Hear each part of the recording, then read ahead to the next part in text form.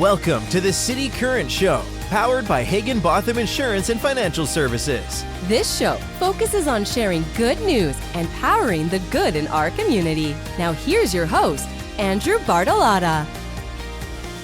Welcome to the CityCURRENT Show, where we spotlight individuals and organizations making an impact, empowering the good in our community and around the globe.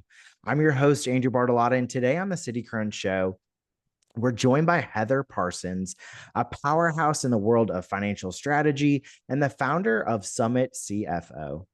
From a small town farm in Tennessee to serving in leadership roles across the globe in the U.S. Air Force, Heather's journey is anything but ordinary. Now, as a fractional CFO, she partners with growing businesses to deliver high-level financial strategy without the overhead of a full-time executive.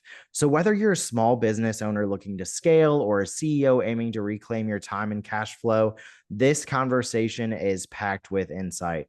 Welcome to the show, Heather. Thank you so much. I appreciate you having me on. Absolutely. Okay, let's kick it off with a little bit about your journey. So you've had a unique journey from a childhood on a farm to the U.S. Air Force to entrepreneurship. What moments most shaped your leadership style? Yeah, absolutely. So for me, a few things that shaped how I lead and how I think about business in general. I've always been part of a large team. So working on a farm, you are definitely not alone. You have to figure out how to work with others. And same for the military, in corporate finance and in entrepreneurship. It's all about building that team and learning how to lead without authority. Because a lot of times, as an entrepreneur or in the Air Force, you don't have authority, but you definitely need to step up and lead. So those are a few things that definitely come to mind, and a couple of good examples of that.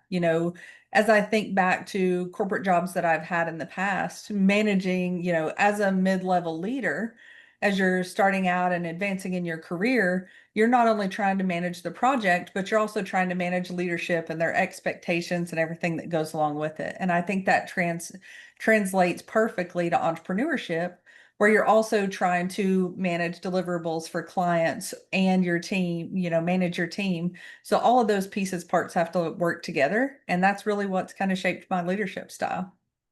I love that. And managing expectations is an entirely separate conversation for sure. But Absolutely. what inspired you to launch Summit CFO and focus on fractional CFO services? For sure. So for me, I'd been working at a Big Four firm for almost a decade. Really liked what I was doing. I was working in tech, but I didn't really feel connected. And like the work that I was doing makes a difference. I've always been part of the entrepreneur community. I'm also an entrepreneur in the real estate space as well, so a real estate investor.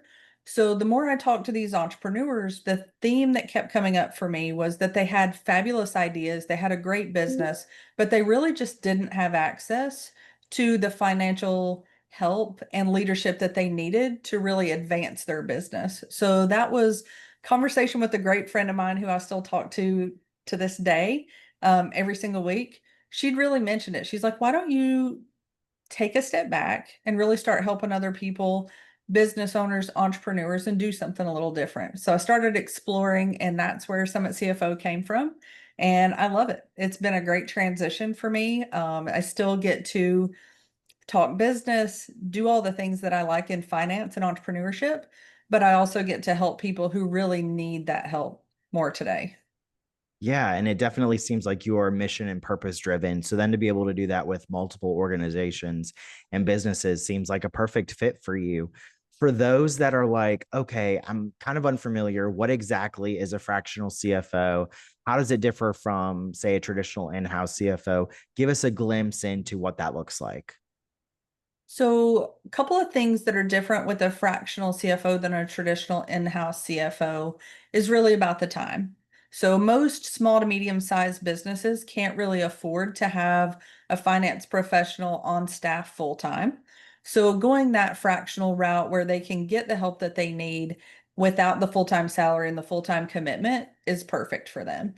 And to take a step back just a little bit and dive into what a fractional CFO is, I think about finance in a couple of different areas, right? So you have your bookkeeper, you have your controller, you have your tax preparer, and your fractional CFO. So the first three things that I mentioned, bookkeeper, controller, and your tax preparer, those are all looking in the past. These are people who look at your business and say, okay, this is what happened. This is what we can do about it. This is how we file your taxes, all of that great stuff. Definitely needed. What a fractional CFO does is they look at where you're at today and then where do you want to take your business in the future, and they help you figure out how you're going to get there.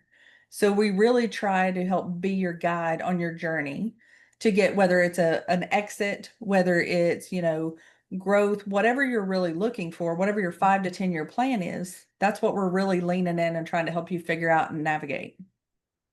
I've never looked at it like that. So I'm so glad you explained it like that, looking forward, and just the power and the opportunity it brings to have a fractional CFO for your business. Why do you believe that fractional CFOs are the future, and really just fractional roles in general, especially for those small and mid-sized businesses? So for small and mid-sized businesses in particular, I think having that flexibility to not take on a full-time employee, whether it's, fractional CFO, I'm a big fan of fractional executive suites.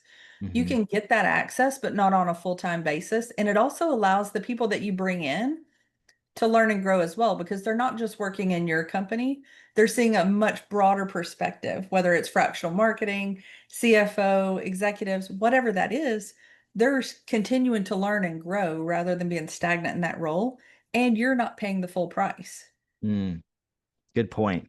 I think a lot, I've seen a lot of in the marketing spaces, and I love that it's even in the financial space, to bring in someone to be that thought leader and still be able to be working with other organizations, businesses, learn best practices from them, and then being that industry thought leader for your business, and really just coach and be there to then offer these solutions that people inside the business have never even thought of. So your approach really is about buying back business owners' time through financial strategy. How do you approach that as a fractional CFO?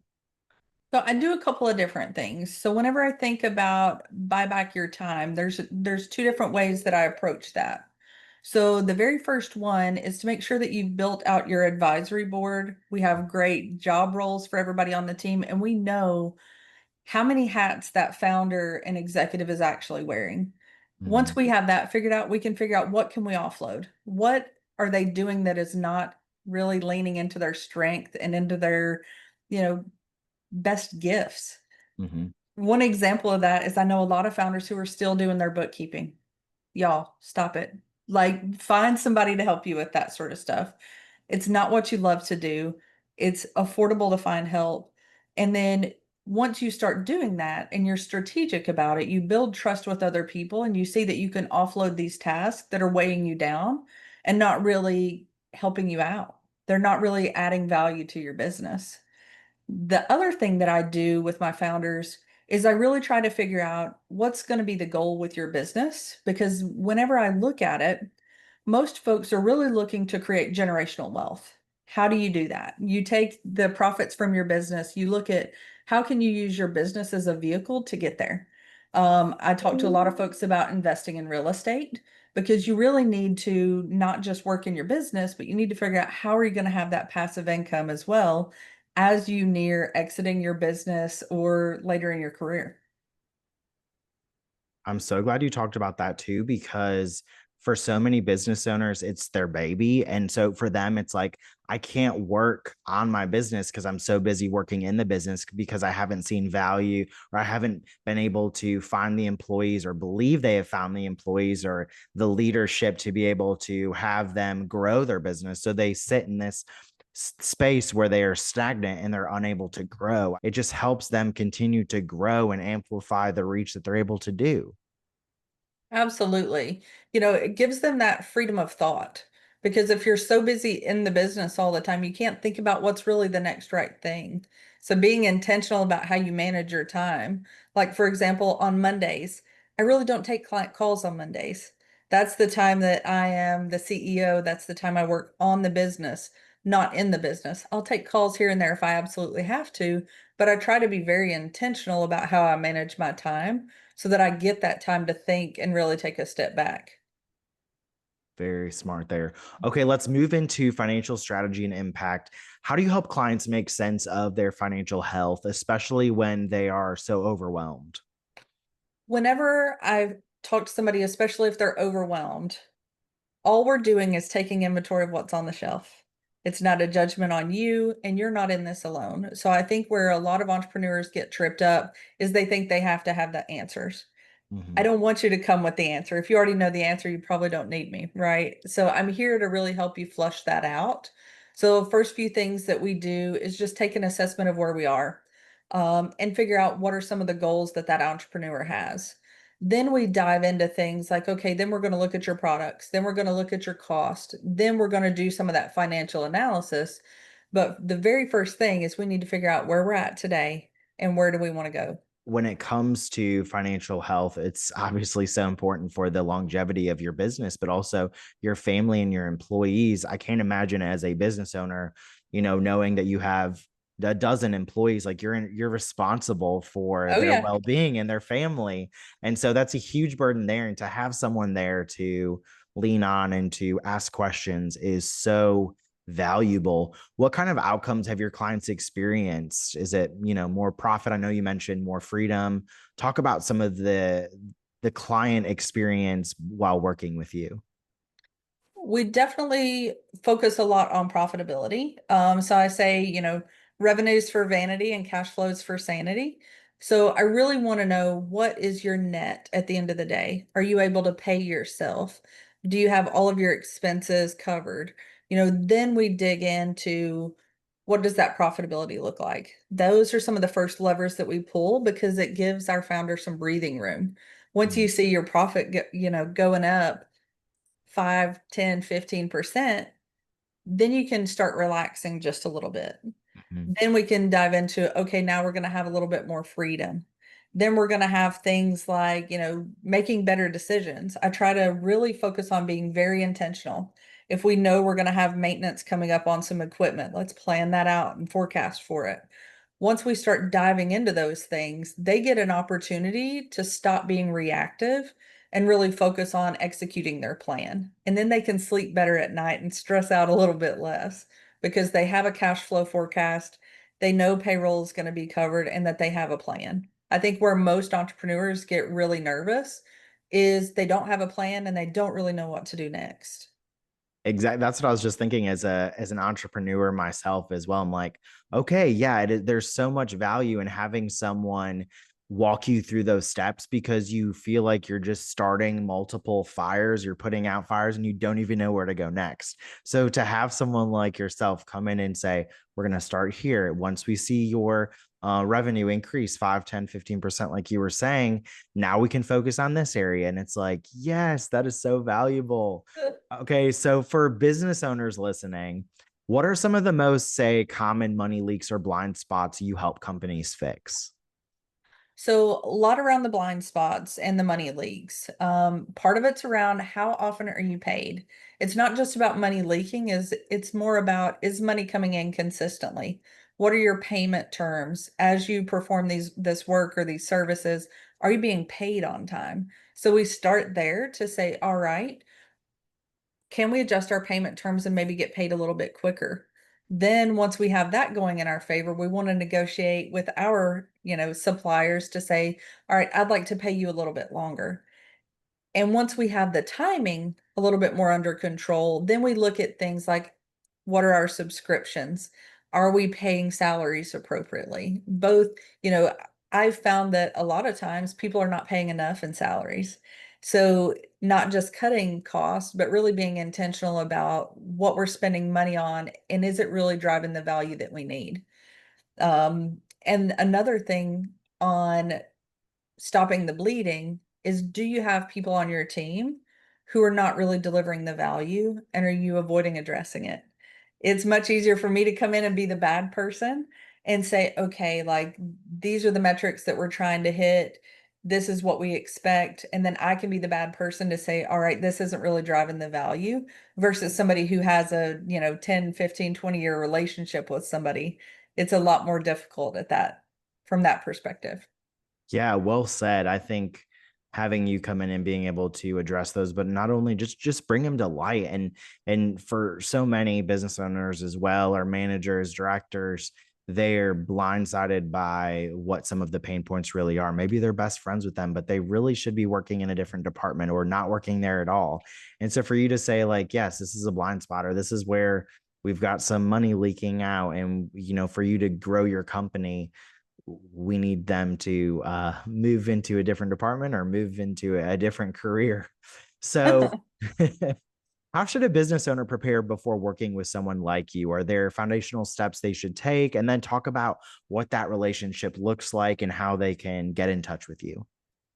Sure. So as people are looking to work with a fractional CFO like myself, couple of things that they can do right off the bat is understand that their books don't have to be in order. They don't have to have the answers. I'm going to come in understanding we're not in an ideal scenario. So Mhm. where I find that most people really get tripped up is that they think things have to be perfect before we get started, and they don't, right? The goal is for me to come in and establish a plan. I usually like to start out with a 90-day plan that moves into a 6-month plan, right? Because we want to be making incremental progress. These items have not gotten to where they are overnight. They're Mhm. not going to be an instant fix. It is going to take time and just continued due diligence. So that's where I think most founders can start. Adjust your expectations on being perfect in month one and just start. A couple of places that we're very active is on our website, thesummitcfo.com, or you can always find me on LinkedIn. I'm there quite active. We post regularly just because I really want to share tactical financial information so that entrepreneurs don't become part of the failure statistic. That's one of the main reasons that we're in business. I think an 82% failure rate for small businesses in 5 years is ridiculous, especially with the information that's available.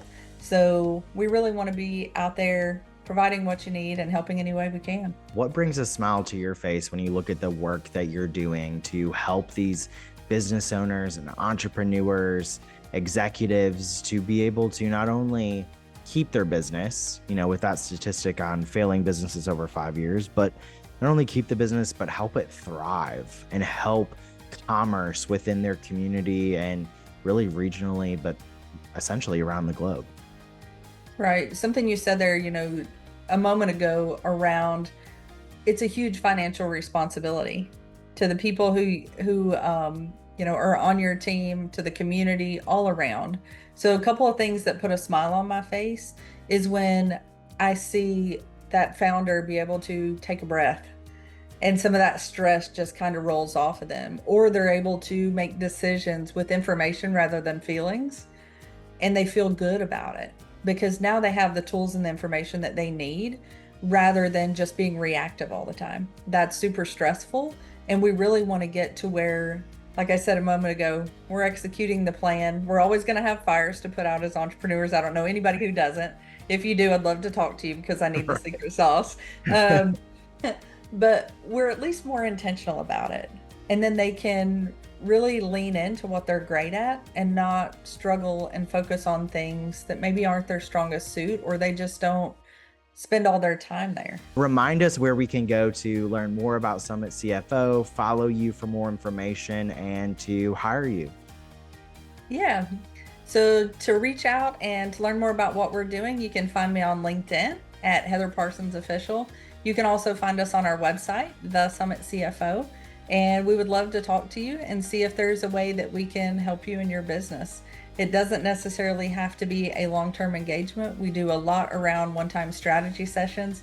So if you're newer in a business or you're just getting started, we'd love to be here and support you along the way as you get going. Awesome. Well, Heather Parsons with Summit CFO, thank you so much for coming on the show. Thank you for being a change maker, empowering the good in our community and around the nation. Thank you so much.